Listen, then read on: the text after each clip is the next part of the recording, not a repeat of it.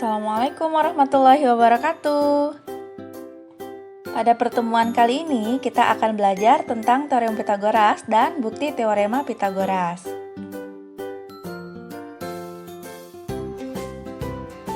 Teorema Pitagoras membahas hubungan sisi-sisi pada segitiga siku-siku. Teorema Pitagoras berbunyi pada segitiga siku-siku berlaku kuadrat sisi miring sama dengan jumlah kuadrat sisi-sisi lainnya. Nah, jika ada sebuah segitiga siku-siku yang panjang sisinya adalah A dan B dan sisi miringnya C, maka dipenuhi hubungan A kuadrat tambah B kuadrat sama dengan C kuadrat. Nama teorem Pitagoras diambil dari nama matematikawan Yunani kuno bernama Pitagoras dari Samos.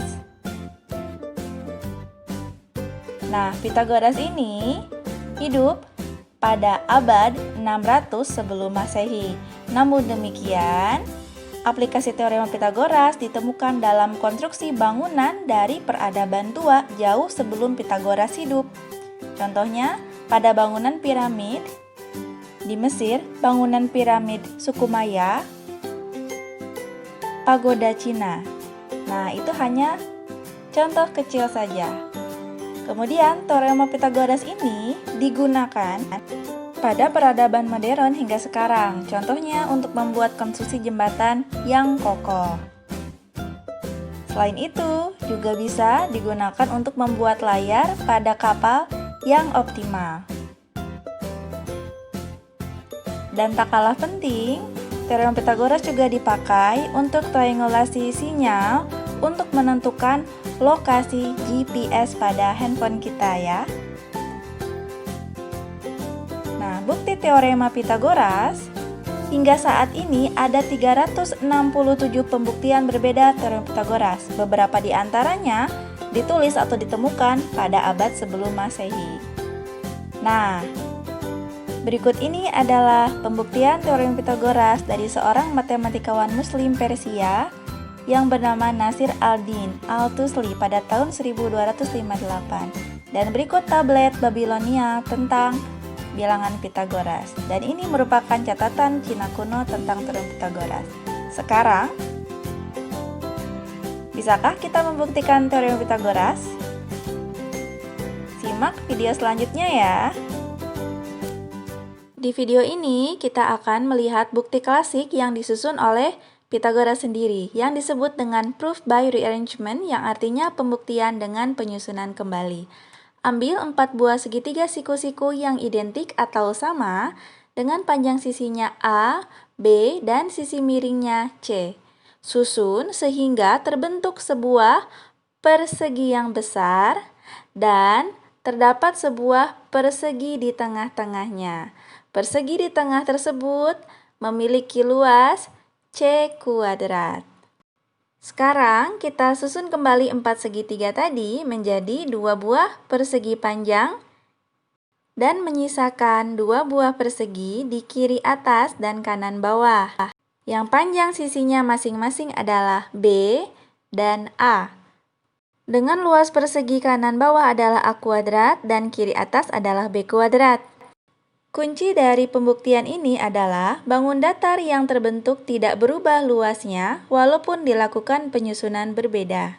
Luas segitiga pada bangun pertama akan sama dengan luas segitiga pada bangun kedua. Begitu juga dengan ruang kosong yang tercipta dari bangun pertama dan ruang kosong pada bangun kedua. Sehingga ditemukan C kuadrat akan sama dengan A kuadrat ditambah B kuadrat.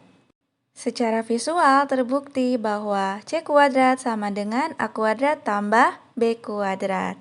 Perhatikan segitiga berikut. Jika panjang sisinya adalah A dan B, dengan sisi miringnya adalah C, maka berlaku A kuadrat tambah B kuadrat sama dengan C kuadrat. Teorema Pitagoras ini selalu berlaku untuk semua segitiga siku-siku.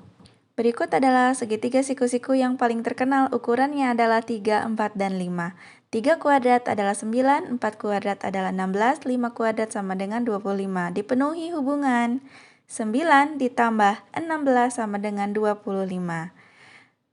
Nah, ini merupakan teorema Pitagoras ya. Jika kita gambar segitiga siku-siku dengan panjang sisi 3, 4, pasti sisi miringnya 5. Coba perhatikan segitiga berikut. 6 dan 8 sisi siku-sikunya, berapa sisi miringnya? Nah, berarti kita mencari C ya. C kuadrat sama dengan 6 kuadrat tambah 8 kuadrat, di mana hasilnya sama dengan 36 ditambah 64 sama dengan 100. Nah, jadi C-nya sama dengan akar dari 100 sama dengan 10. Jadi panjang sisi miringnya adalah 10. Dapatkah kamu menggambar segitiga siku-siku yang ukurannya 6 cm dan 8 cm? Lalu ukur sisi miringnya, apakah kamu juga mendapatkan ukuran sisi miring sama dengan 10 cm? Diskusikan hasil yang kamu peroleh dengan teman-teman sekelasmu ya. Kesimpulan dari video ini adalah pada segitiga siku-siku berlaku sisi miring kuadrat sama dengan jumlah kuadrat sisi-sisi lainnya.